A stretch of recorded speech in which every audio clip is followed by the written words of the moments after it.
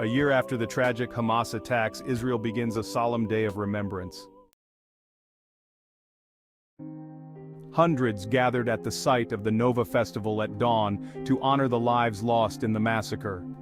Later in the day, another commemoration was held at Kibbutz Nir Oz, where a quarter of the residents were killed or taken hostage by Hamas on that fateful day. The conflict sparked by these attacks continues to rage in Gaza, with over 41,000 people now dead, escalating into a humanitarian crisis and spreading instability across the region. Over the weekend, the Israeli military launched a new offensive in northern Gaza, striking multiple targets overnight, including a hospital compound. Israeli Prime Minister Benjamin Netanyahu highlighted the gravity of the situation, stating that Israel is now facing war on 7 different fronts, including threats from Iran and its allied groups such as Hezbollah and Hamas. Israel's defense minister emphasized to CNN that all options remain open in response to last week's Iranian missile attacks. In Lebanon, Israeli airstrikes on Beirut have intensified, marking some of the heaviest bombardments against Hezbollah during the conflict. Meanwhile, Hezbollah retaliated with a rocket attack on Haifa, wounding 5 people, marking the group's first attack on the northern Israeli city since the fighting began. The Israeli military has issued fresh evacuation orders to residents in both northern and southern Gaza, as it intensifies its operations across the region. In the north, the areas targeted for evacuation include Beit Hanun, the Jabalia refugee camp, and Beit Lahia. In the south, residents in Bani Suhaila, Almata, Sheikh Nasser and Man were also instructed to leave. The Israel Defense Forces, or IDF, said these actions are in response to ongoing Hamas terrorist activities in those regions using extreme force. The southern evacuation order followed closely after another warning urging northern Gaza residents to move south, particularly toward the Al-Mawasi area in Khan Yunis, where tens of thousands of displaced Palestinians have already sought refuge from ongoing airstrikes. However, civilians on the ground are feeling increasingly trapped, telling CNN there are no longer any safe areas left to flee to.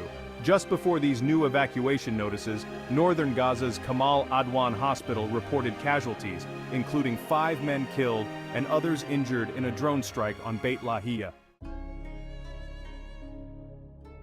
Northern Gaza has seen renewed strikes, with the IDF launching a new ground operation in Jabalia, aiming to encircle the area following signs of Hamas rebuilding despite nearly a year of fighting. Meanwhile, Hamas's military wing, the Al-Qassam brigades, reported fierce clashes at zero distance with Israeli forces in Jabalia.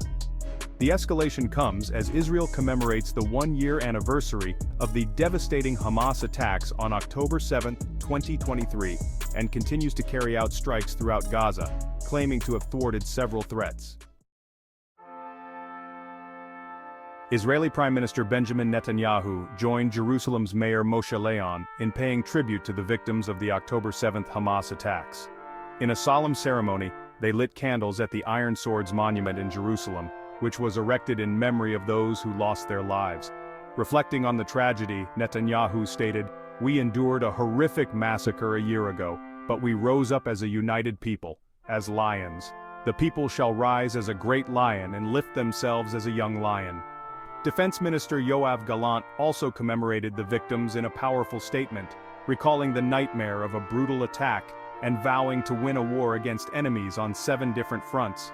He emphasized the devastation that swept through peaceful communities, a music festival, and agricultural lands in southern Israel, scorched by what he described as bloodthirsty murderers intent on Israel's destruction. On this significant day, Gallant reaffirmed Israel's unwavering commitment to its security and the continuity of the nation. The Israel Defense Forces, IDF, reported intercepting 5 projectiles launched from northern Gaza on Monday. This follows an earlier incident in which 9 projectiles were fired from southern Gaza, resulting in injuries to 2 people, according to the Israeli military. A year after the devastating October 7 Hamas attacks, Israel is holding somber commemorations. In Tel Aviv, Stickers calling for the return of Israeli hostages can be seen, underscoring the lingering impact of the attacks. The United States has revealed intelligence suggesting Iran may be preparing to launch a ballistic missile attack on Israel, following Israel's recent incursion into Lebanon and the killings of key political figures. On October 7, 2023, Hamas orchestrated a series of deadly raids in the Gaza border area, resulting in the kidnapping of 251 Israelis and foreigners, with nearly 100 still unaccounted for. The attacks left 1,139 people dead, a tragic chapter in the ongoing conflict. The commemoration coincides with a broader Middle Eastern conflict, with Israeli Prime Minister Benjamin Netanyahu acknowledging Israel's battle on 7 fronts, including Iran and its proxies. Israel has also intensified its military operations in Gaza and Lebanon, leading to mounting casualties and widespread devastation. As the region continues to endure these escalations, the humanitarian crisis deepens, and efforts to bring hostages home remain at the forefront of international concern. Thanks for watching, and please subscribe to our channel for more news on Israeli war and other breaking news around the world.